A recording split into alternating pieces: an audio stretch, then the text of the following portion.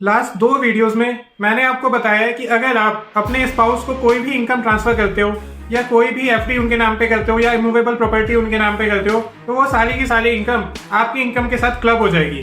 आज की वीडियो में मैं बताऊंगा एक ऐसा तरीका जिससे कि अगर आप अपने स्पाउस के नाम पे कोई भी एफडी करते हो या फिर कोई भी इमूवेबल प्रॉपर्टी उनके नाम पे ट्रांसफर करते हो तो आप उससे इनकम टैक्स में कैसे रिबेट ले सकते हो जिससे कि आपके ऊपर क्लबिंग के प्रोविजंस भी अट्रैक्ट ना हो। तो वीडियो को एंड तक जरूर देखना और अगर वीडियो अच्छा लगे तो अपने फ्रेंड्स के साथ और अपने दोस्तों के साथ और अपने फैमिली मेंबर्स और बाकी रिलेटिव्स के साथ भी इसको शेयर करना जिससे कि उनको भी इनकम टैक्स में इसका रिबेट मिल सके और वो लोग भी सही तरीके से अपने स्पाउस के नाम पे इन्वेस्टमेंट करके टैक्स बेनिफिट ले सके और उनको कोई इनकम टैक्स का नोटिस भी अट्रैक्ट ना हो। तो वीडियो को एंड तक जरूर देखना और चैनल को सब्सक्राइब जरूर कर देना जिससे कि आने वाली वीडियोस का नोटिफिकेशन आपको टाइम से मिल सके। राम राम भाई सभी को। आज है हमारा टैक्स सेविंग चैलेंज का चौथा दिन। आज की वीडियो में हम बात करेंगे कि कैसे आप अपने स्पाउस के नाम पे कोई इन्वेस्टमेंट करके टैक्स बचा सकते हैं। तो एग्जांपल से स्टार्ट करते हैं। हमने एक एग्जांपल इसमें ले रखा है लॉकी और रानी की प्रेम कहानी मूवी से।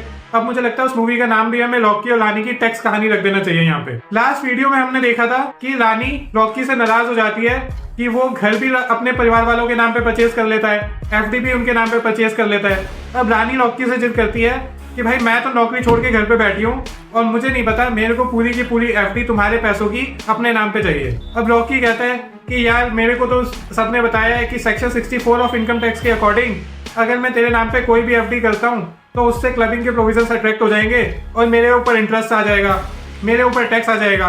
तो यार ये टैक्स क्यों पे करवा रही है। अब वो कहती है कि यार एक काम करो, तुम सीए मयंक अग्रवाल के पास चलो, वही हमें सही एडवाइस करेंगे, तुमसे तो कुछ होगा नहीं। अब वो दोनों आते हैं दोबारा सीए मयंक अग्रवाल के ऑफिस में और सीए मयंक अग्रवाल से आके पूछते हैं कि क्या कोई ऐसा तरीका है जिससे कि हमें टैक्स बेनिफिट मिल जाए अगर लॉकी अपनी इन्वेस्टमेंट का कुछ पार्ट रानी के नाम पे इन्वेस्ट कर दे दो। अब मयंक अग्रवाल जी बताते हैं कि देखो as per section 64 of income tax act अगर आप अपनी वाइफ के नाम पे कोई भी ऐसे ट्रांसफर करते हो या कोई भी इन्वेस्टमेंट करते हो तो वैसे तो इनकम टैक्स सेक्शन 64 के अकॉर्डिंग आपके ऊपर क्लबिंग का प्रोविजन अप्लाई हो जाएगा। लेकिन एक ऐसा तरीका है जिससे अगर आप अपने स्पाउस के नाम पे कोई एफडी कराओगे तो वो एफडी पे मिलने वाला इंटरेस्ट उन्हीं की इनकम में टैक्सेबल हो। तो देखो आपको करना क्या होगा, आपको जो एफडी अपने स्पाउस के नाम पे करानी है वो इन नेचर ऑफ गिफ्ट नहीं करानी। आपको अपनी स्पाउस को कोई गिफ्ट नहीं देना, आपको अपनी स्पाउस को देना है लोन। अब लोन को लेके इनकम टैक्स में कोई रिस्ट्रिक्शन नहीं है, आप लोन किसी को भी दे सकते हो और कितने भी रेट ऑफ इंटरेस्ट पे दे सकते हो। बट आपको ये प्रूव करना होगा कि आपने जो पैसा दिया है वो इन नेचर ऑफ लोन दिया है। सपोज आपने अपनी स्पाउस को 1 करोड़ रुपए दिए 3% रेट ऑफ इंटरेस्ट के रेट पे, तो आपको 1 करोड़ रुपए पे उनसे इंटरेस्ट लेना है 3 लाख रुपए। अब वो 1 करोड़ रुपए का अगर बैंक में इन्वेस्ट करती हैं और उस पर इंटरेस्ट मिलते हैं उनको 10 लाख रुपए, तो 1 करोड़ रुपए पे उनको इनकम होगी 10 लाख रुपए की और आपको वो देंगी 3 लाख रुपए।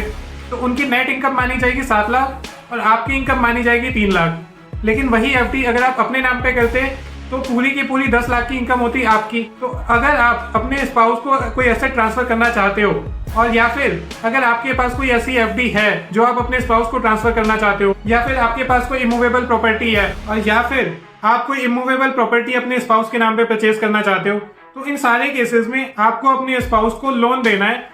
अगर आप उसको लोन देते हो और उससे कुछ रेट ऑफ इंटरेस्ट लेते हो, अब रेट ऑफ इंटरेस्ट आप कितना भी ले सकते हो, इनकम टैक्स में कहीं पे डिफाइन नहीं है कि आपको कितने रेट ऑफ इंटरेस्ट पे देना है।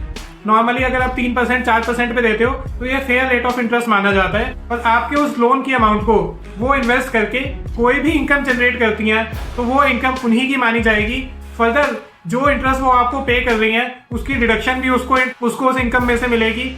तो अगर आपको अपने स्पाउस को कोई भी एसेट ट्रांसफर करना है तो आप कर सकते हो, बट आपको वो इन नेचर ऑफ लोन करना है। इस तरह से आप अपने स्पाउस के नाम पे अपनी कोई एफडी कर सकते हो जिससे कि आपको टैक्स बेनिफिट हो जाए। तो जो अभी हमारा एग्जांपल था उसके अंदर आपके स्पाउस को 10 लाख रुपए का इंटरेस्ट बैंक से मिला था, 3 लाख की उन्होंने आपको पेमेंट करी थी तो उनकी नेट इनकम मानी गई थी 7 लाख रुपए। और as per new scheme of income tax 7 lakh रुपए तक की जो इनकम है वो नील टैक्स होती है, उस पर पूरा का पूरा रिबेट मिल जाता है, कोई टैक्स नहीं देना पड़ता।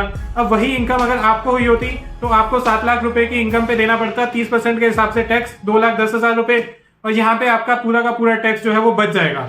तो आप अपने स्पाउस के नाम पे भी इन्वेस्टमेंट कर सकते हो, बट आपको देखना होगा कि आप वो इन नेचर ऑफ लोन करो ना कि इन नेचर ऑफ गिफ्ट करो। आप एफडी भी कर सकते हो, शेयर्स भी परचेज कर सकते हो, इमूवेबल प्रॉपर्टी भी परचेज कर सकते हो। अगर आपने अपने स्पाउस को सपोज कोई पैसा दिया और वो उससे इमूवेबल प्रॉपर्टी परचेस करती हैं तो उससे होने वाली रेंटल इनकम भी उनके नाम पे ही टैक्सेबल रहेगी। तो इस तरह से आप अपने स्पाउस के नाम पे कोई भी इन्वेस्टमेंट करके टैक्स बचा सकते हो। और नेक्स्ट वीडियो में हम बात करेंगे कि शादी करने के क्या क्या टैक्स बेनिफिट्स ऑल हो सकते हैं। आज हमने एक टैक्स बेनिफिट यहाँ पे देखा है, नेक्स्ट वीडियो में हम बाकी सारे टैक्स बेनिफिट्स देखेंगे कि शादी करने से आपको क्या क्या टैक्स बेनिफिट मिलते हैं। आई होप कि आपको आज का वीडियो अच्छा लगा हो, आपको ये कंसेप्ट समझ आया हो कि आप अपने स्पाउस के नाम पे कोई भी इन्वेस्टमेंट किस तरह से कर सकते हो। अगर वीडियो अच्छा लगा हो तो नीचे लाइक का बटन दिया हुआ है, उसको प्रेस कर देना। चैनल को सब्सक्राइब कर लो अभी तक नहीं किया है तो, जिससे आपको सारी वीडियोस का नोटिफिकेशन टाइम से मिल सके। और इस वीडियो को अपने ज्यादा से ज्यादा फ्रेंड्स के साथ शेयर करो जो कि गलत तरीके से अपने स्पाउस को कोई इनकम ट्रांसफर करते हैं और जिसकी वजह से उनको आता है इनकम टैक्स का नोटिस। तो अगर आप अपने दोस्त को बचाना चाहते हो कि भाई उसके ऊपर इनकम टैक्स का नोटिस ना आए, तो उसको जल्दी से इस वीडियो का लिंक शेयर करो और उसको बोलो कि चैनल को सब्सक्राइब कर ले, जिससे कि हम यहाँ पे सारी ऐसी ट्रिक्स बताते हैं आपको जिससे कि आप अपना इनकम टैक्स का नोटिस अवॉइड कर सकें और लीगल तरीके से अपना टैक्स सेव कर सकें। तो जल्दी से चैनल को सब्सक्राइब कर लो। Thank you.